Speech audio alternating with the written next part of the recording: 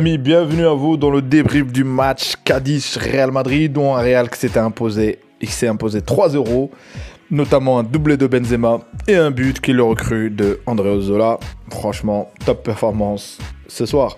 Place au débrief. Honnêtement, que dire de ce match? On a bien vu les bonnes intentions de cette équipe Cadiz, on savait que c'était limité, mais il ne faut pas oublier, c'est l'équipe qui avait battu le Real Madrid le match aller. Donc ça, faut pas l'oublier. Du coup, on avait semblant de... Courtois était légèrement inquiété à la 12e minute, mais il n'y avait pas grand-chose. Mais il fallait attendre un petit peu. Le match, c'est pas trop d'occasions. Je trouvais que le Real allongeait beaucoup, notamment Marcelo faisait beaucoup de transversales. Mais après, la faute qui est venue, et l'arbitre qui a dit à Vinicius, lève-toi, mais il y a la VAR. Donc la VAR a appelé l'arbitre. Et là, penalty validé et carton jaune pour le joueur de Cadiz et le but de Benzema, le penalty qui est tiré par Benzema, honnêtement, franchement bien placé, et quand c'est bien placé, impossible que le gardien l'arrête. 1-0.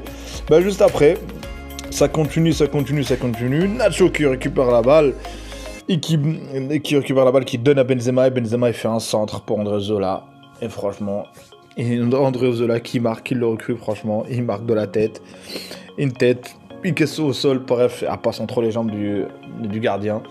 2-0 pour le Real Madrid. Et franchement, on va dire, et le Real ne va pas dire pressé ou forcé de cette équipe. 2-0, on va dire, comme on avait l'impression sur ce match, à 2-0, c'était une formalité.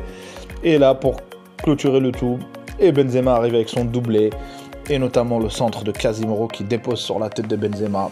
Et 2-0, doublé de Benzema. Franchement, que dire, on va pas se répéter.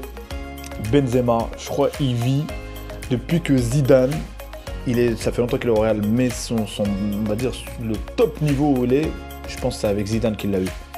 Le moment où il était pas bien, c'est Zidane qui lui a fait confiance, qui l'a maintenu malgré que ça critiquait, et je pense qu'il le rend bien aujourd'hui.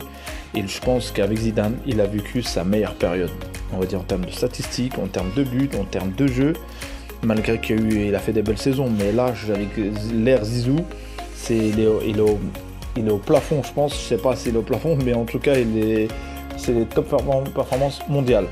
Donc 3-0, et franchement à 3-0, le match était fini, il était plié. Donc première mi-temps, franchement les 3 points ils étaient déjà acquis. Place à la deuxième mi-temps. Deuxième mi-temps, franchement, pas grand-chose à retenir. Quelques attaques. Courtois n'était pas vraiment inquiété, mais notamment, on va parler de Militao. Militao c'est le patron. En tout cas, sur le jeu, ses dernières prestations, c'est le patron de cette équipe en défense. Mais même à un moment donné, il avait le ballon, il pouvait dégager le ballon. Non, il fait un râteau, il subit une faute sur lui.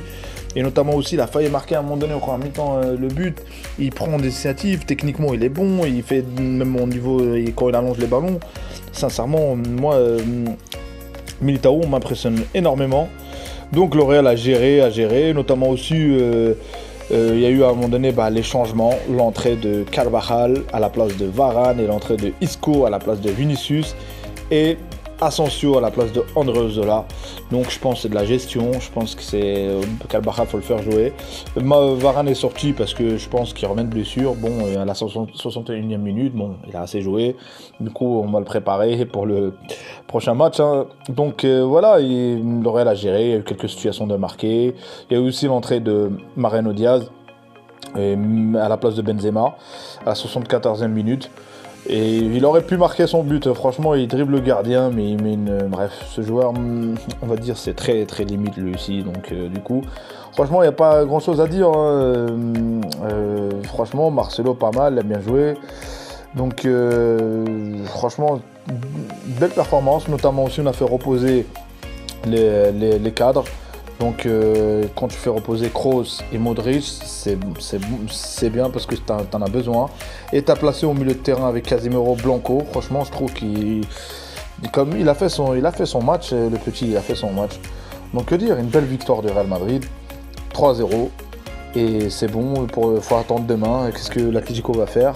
Et là, il y a aussi le Barça. Le Barça demain, il y a déjà un match en retard par rapport à l'Atlético, et il aurait un match d'avance.